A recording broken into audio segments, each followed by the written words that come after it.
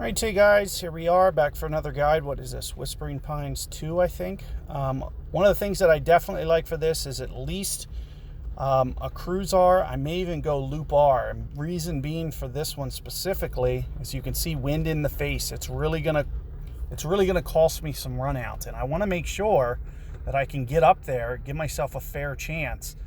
And you got to keep in mind, with the headwind, the ball's not going to want to roll out nearly as much. But with the tailwind, I might not be able to hit this exact same shot.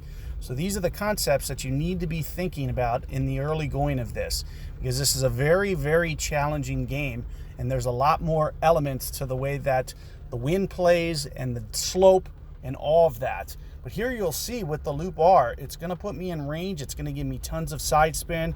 I'm hoping to be able to hit this shot with no power and just all curl. So you can see, since I have another headwind, I'm going to try to use some topspin, and it should be kind of restricted with how much it rolls out. So with this Viking, I won't even need 2 rings for this shot. So I'm going to try to be just a little bit light with this adjustment. We're going to use our max curl. It's another thing with the curl, you don't have to worry about it slingshotting it. It's much more realistic curl. So when you do curl shots in this game, it's not going to be out of control curling to the right. So you don't really have to worry about it swinging and, potentially going in the bunker or anything. You just need to execute your shot. And here you can see nice, easy eagle. Now, what I'm going to try to do here, I'm just going to probably fudge this. I want to get to as many shootouts as possible for your guys' benefits. So it looks like my opponent's on 4. And I don't know if, and one of the things that, you have to consider, especially when you're using power balls, is the shootouts could change a little bit. Your club range tends to switch a little bit, so it might change the way that you need to play the shootouts. So that's something that you have to keep in mind. Typically, I would use that ball, like you saw I did, to win that one outright. So I just want to point that concept out to you, that you typically want to take advantage of that and win that outright. That's the reason to use that ball.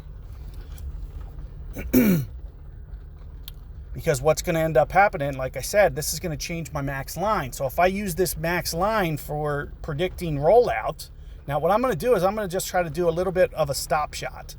So I'm going to do this, and we're going to, I'm assuming right around that second bounce with 3 bars, that should almost be a stop shot. So I'm going to use very little ring adjustment, only like right there. And you'll see that I'm playing it pretty close to the second bounce. I don't expect this to roll through with 3 bars of backspin. It's a wedge. It's not landing on, a downslope, really. If it is, it's slight, but you can see a little long. I could have controlled that just a tad better, but you can see easy pickup there nevertheless. So, if you execute, and if I would have just pulled that guide just a little bit back, usually I use the max line with a 0 power ball. So keep that in mind, is I can use that. I can basically hit that shot with the Z right at the max, and it's usually pretty perfect.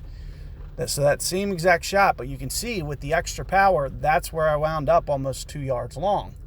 So, keep that in mind. We're going to play, just slightly different depending upon what ball you're using, what the wind is, and all that. So good luck there. I'll see you on the next one.